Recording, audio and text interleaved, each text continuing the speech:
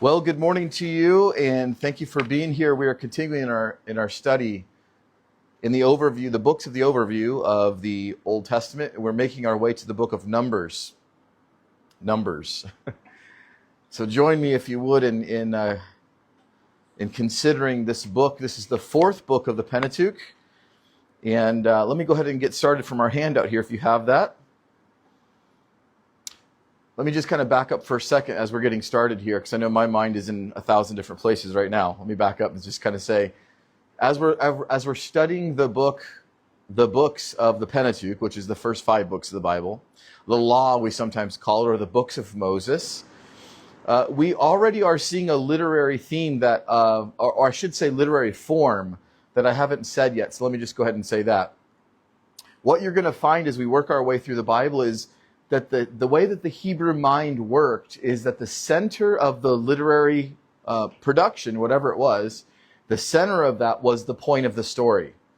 What we have today in our Western mind is the end of the story is the point. And so you have to keep that in mind as we're going through here. And let me point one out to you that is maybe not so obvious, but when I say it, it'll make sense. And that is, we have 5 books in the Pentateuch. So you have Genesis, Exodus, Leviticus, Numbers, Deuteronomy.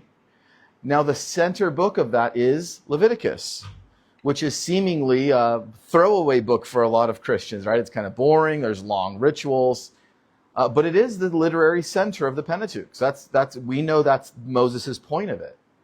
So why? Because it's Leviticus that outlines the redemption of mankind from their sin. So what's the center of Leviticus? So Leviticus is the center of those 5 books. It's the third one. What's the center of Leviticus? Well, you have some offerings at the beginning and the end. Then you have ritual ceremonies just inside those. And right in the middle, you have the Day of Atonement. That's the literary center of Leviticus, if you take the theming.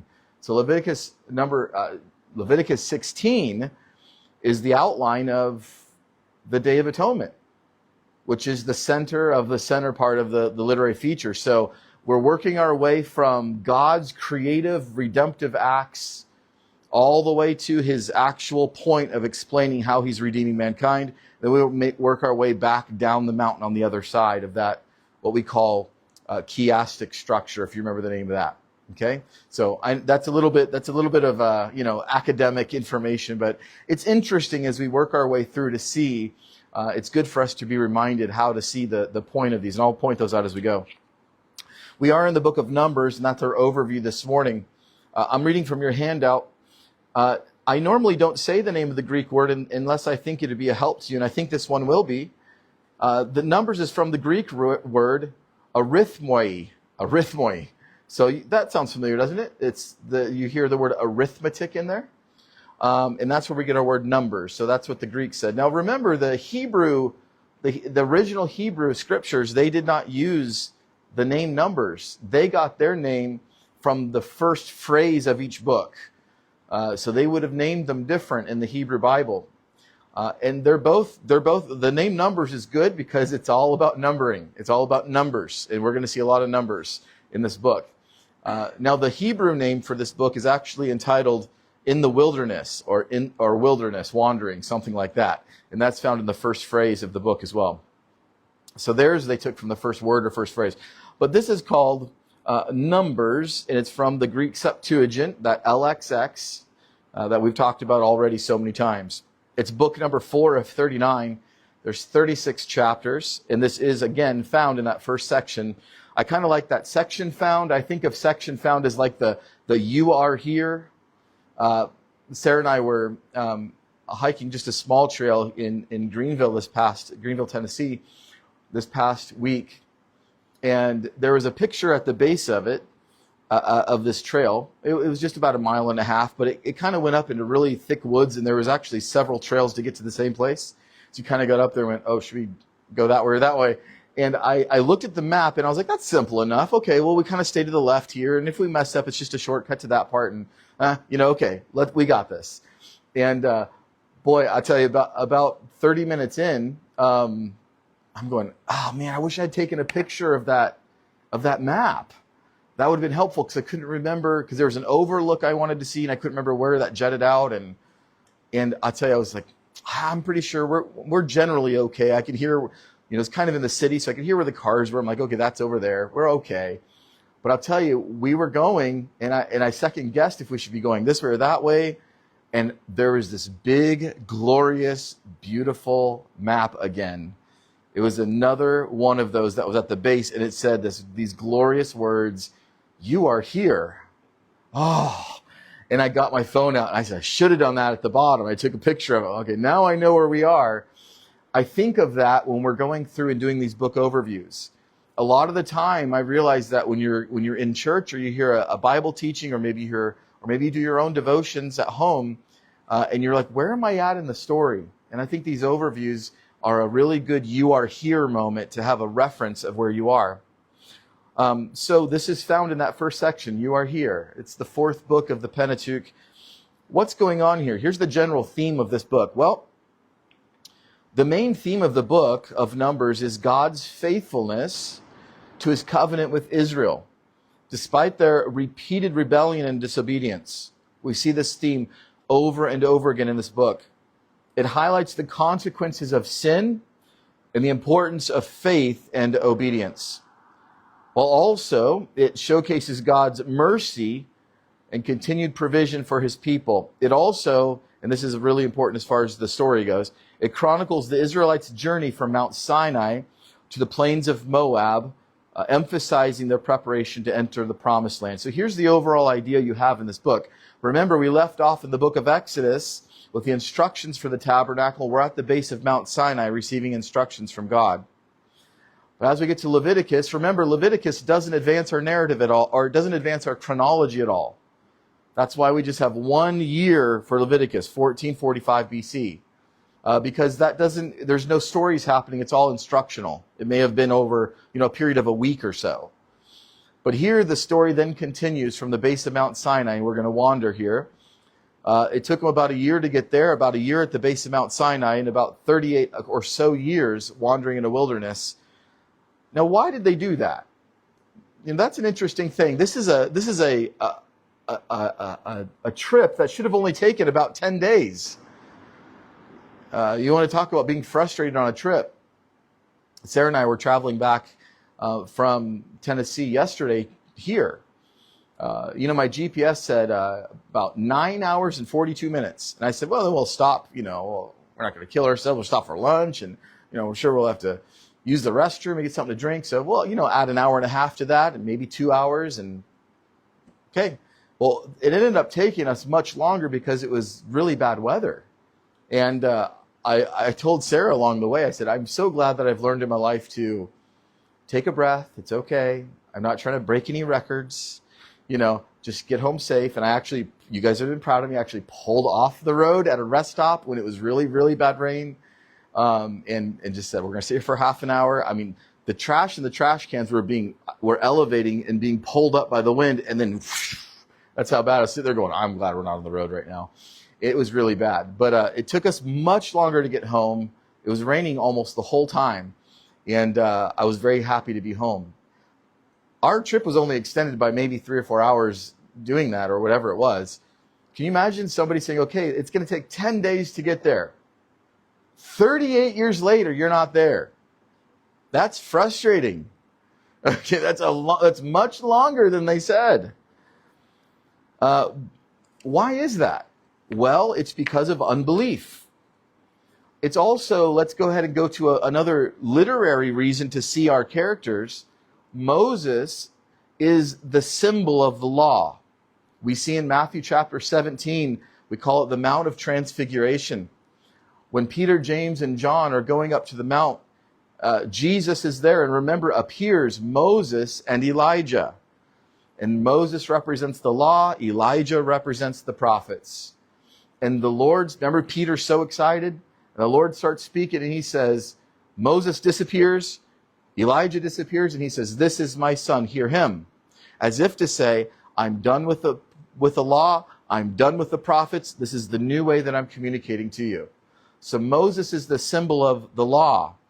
Now the promised land is a symbol or literary theme of our salvation. And so Moses, remember, after this wandering part, remember, they wanted to cross from east to west over the Jordan River and get into the promised land. And remember, Moses didn't do that. In fact, I'm going to simplify it, and I'll explain this a little bit in a few minutes. No one from this group did, except for two. Only two people from all these people got to cross over the Jordan River. It was Joshua, who became the leader, and Caleb. Remember the 12 spies that went to go spy out Canaan. Do you remember the little kid song? I've tried to say it to you before, and nobody knew what I was talking about. But here's the song. It says, 12 men went to spy on Canaan, 10 were bad and 2 were good. What did they see when they got to Canaan? 10 were bad and 2 were good. Some saw giants big and strong. Some saw grapes of clusters long.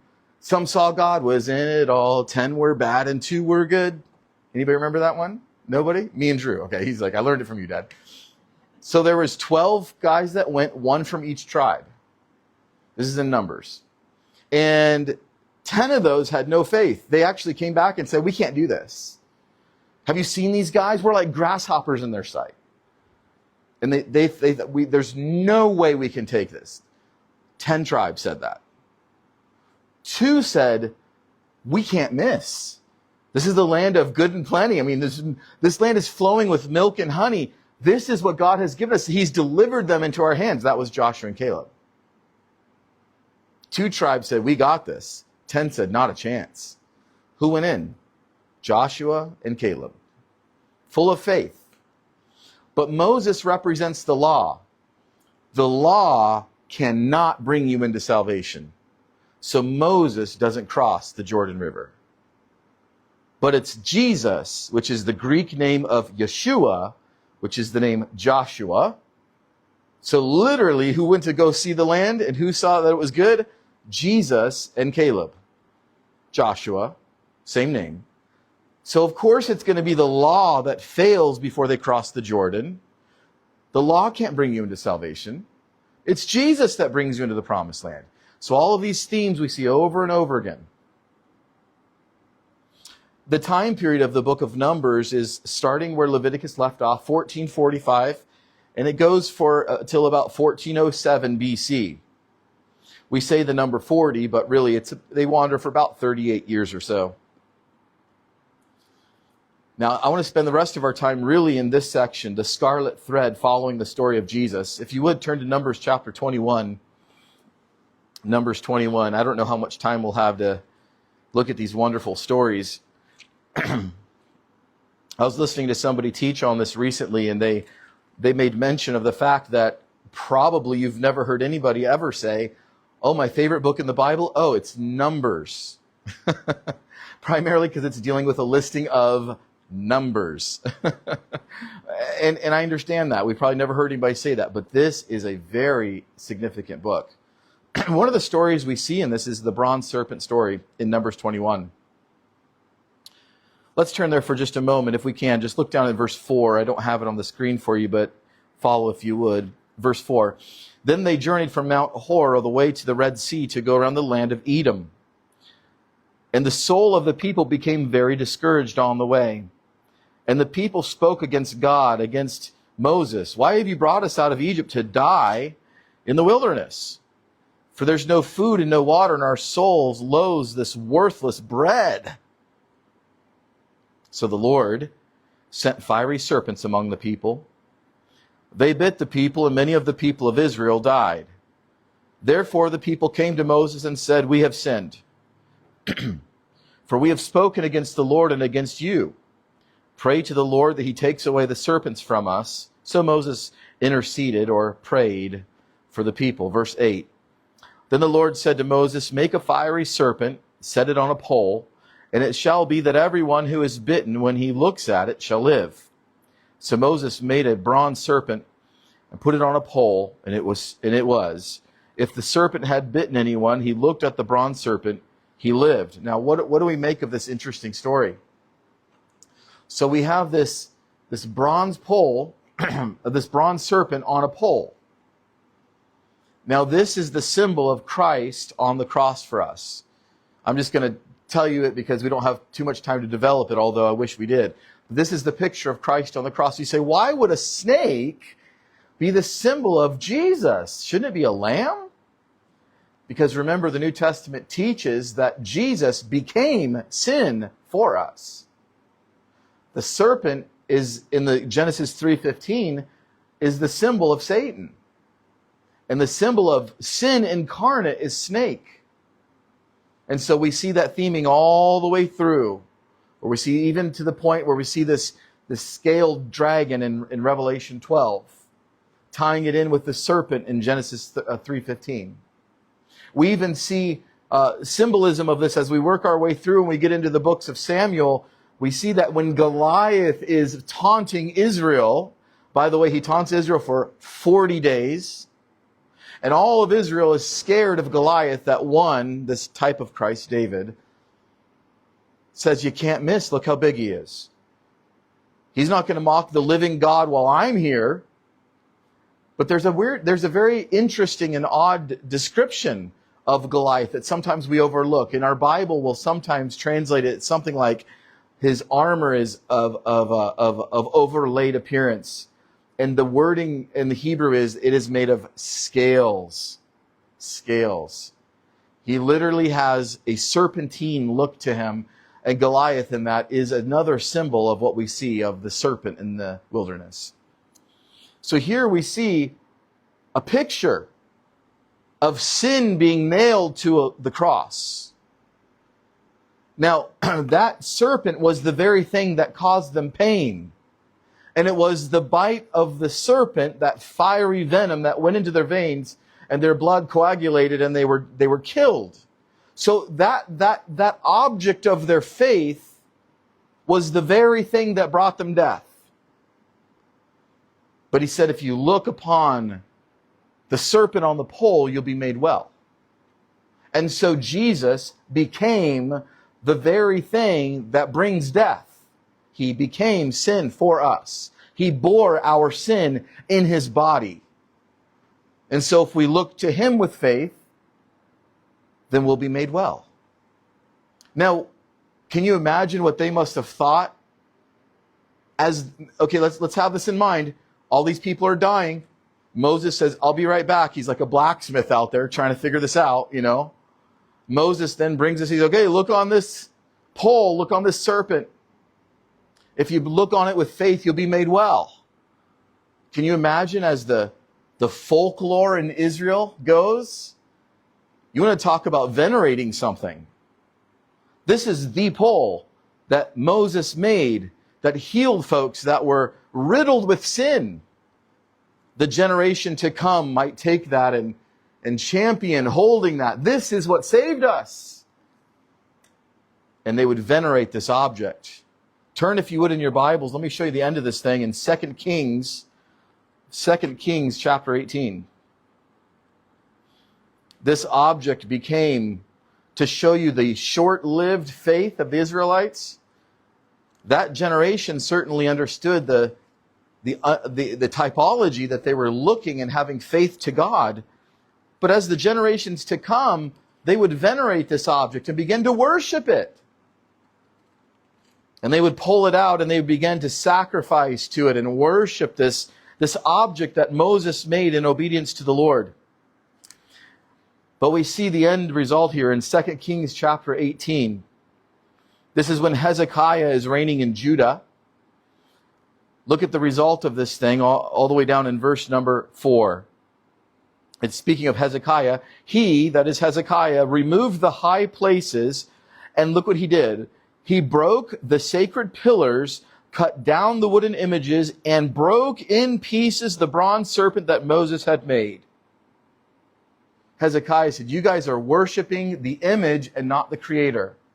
Hezekiah dug that thing out and broke it and said, we're not worshiping these images, we're worshiping God. Now look at this, very interesting. For until those days, the children of Israel burned incense to it, that's the bronze serpent we're talking about, and called it Nehushtan. Interesting. What does Nehushtan mean? You ready for this? It just simply means a bronze thing. So Hezekiah destroyed it in front of them and said, you guys know what that is? It's a bronze thing. In other words, what he's saying is, it's nothing special. It's something that Moses created that we could it's an object, we could place our faith in God, understanding this visual, having a visual, which would be a typology of Jesus. So that's in Numbers 21. If you want to dig more into that, that's a very interesting story. I won't have time to go that in depth in the rest, but I have them here in your handout. Next, we see the pillar of cloud and the pillar of fire in Numbers chapter 9, 15 through 23. That's a theming we see all the way throughout. The fire by night, pillar of cloud by day is a symbol of God's presence. We see this all the way throughout. Remember this in the book of Matthew. We talk about Jesus talking about the judgment that he would bring upon Jerusalem through the Roman army. And he told Caiaphas that you're going to see the coming of the Son of Man in the clouds. It's talking about his presence. They've seen this cloud present theme all the way through. And all the way through the poetic books, it talks about that God has his chariot in the clouds, speaking of wartime. In Numbers chapter 17, we also read about Aaron's rod which budded. Interesting. This is one of the few objects that we see in the Ark of the Covenant. Aaron's rod which budded. What's that all about? Well, we learn in the book of Isaiah chapter 53 that Jesus is a root out of a dry ground. A stick, a rod, not attached to any kind of a tree, has no business budding. There should not be a blossom that comes out of a stick. But Aaron's did. And this blossom that came out, this almond bud that came out, was a type of showing that out of Israel, dead, barren, politically spiritual Israel, dead covenantally Israel, except with a few exceptions that were placed in Christ, out of it blossomed. The birth of Christ was born at the least time where you'd think of a victorious warrior, and this budding rod of Aaron's typifies that in number 17. We also see something you should know too for your Bible knowledge. The cities of refuge are in Numbers 35. Cities of refuge. What are those? The cities of refuge were strategic places that were strategically placed throughout the map that you could go to in the case that you believed you accidentally hurt somebody or you accidentally broke the law in some way. The example given is that if you're swinging an axe and the axe head falls off, it hits your neighbor in the head. That's the example given. You're the only two out there. Who's to say what happened? Well, you need to run as fast as you can to a city of refuge. City of refuge are listed in Numbers 35, and you stay there until your case can be heard and you're considered safe with due process if you're in a city of refuge. These cities of refuge are a type of Christ as well. You run to him as fast as you can to find safety. Let him hear your case. He's the judge, and you're not going to be up to what the mob has to say, but you run to the city of refuge. That is our type of Christ as well. Let me show you one last one before we close with this section. Turn, if you would, to Numbers chapter 24. Numbers 24 and verse number 17. This is the prophecy of the Star of Jacob. Numbers 24 and verse 17. Now there's another character we're going to mention here, and his name's Balaam. Balaam was a pretty squirrely guy. If you remember, this is the story of Balaam's donkey. God uses even his donkey to talk to him. This is that same Balaam. But Balaam has several prophecies, and in this section, we'll look at verse 15. This is his fourth prophecy. Balaam speaking in verse 15, Numbers 24:15.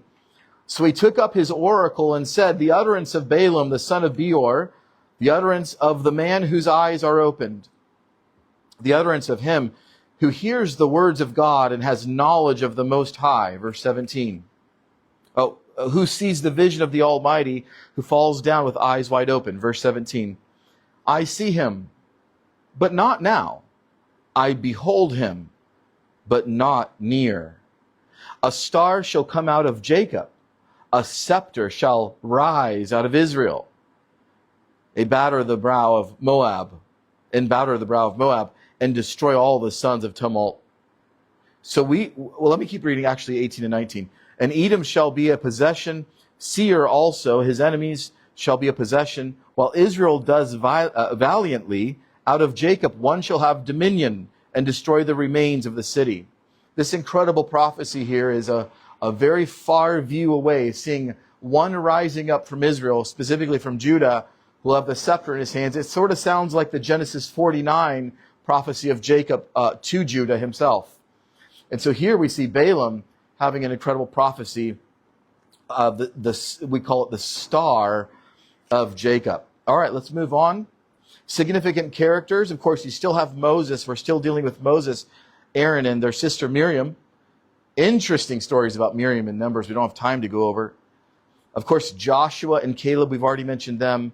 And this prophet of sorts, Balaam, who was really hired by an enemy of Israel to have their downfall. And that's an interesting story if you have time to read that as well. The repeated biblical themes we see in this book are God's faithfulness or his holiness, Israel's rebellion, and again, God's mercy and his judgment. And here's a real quick outline. The preparation for the journey is in chapters 1 through 10. They go from Sinai to Kadesh in 11 through 14. They're wandering in the wilderness, 15 to 19. Their journey to the plains of Moab are 20 and 21. And the events in Moab are 22 through 36 to the end of the book. It's a fantastic book that outlines some incredible stories. And we will actually go back and pull from this book as we get a little further, and it will kind of help to make more sense as we look back at it. So, but we'll put a button in it right here, a pin in it, and we'll come back at that point at another time and tie together some significant themes that will make more sense as we get a little bit further in our overviews.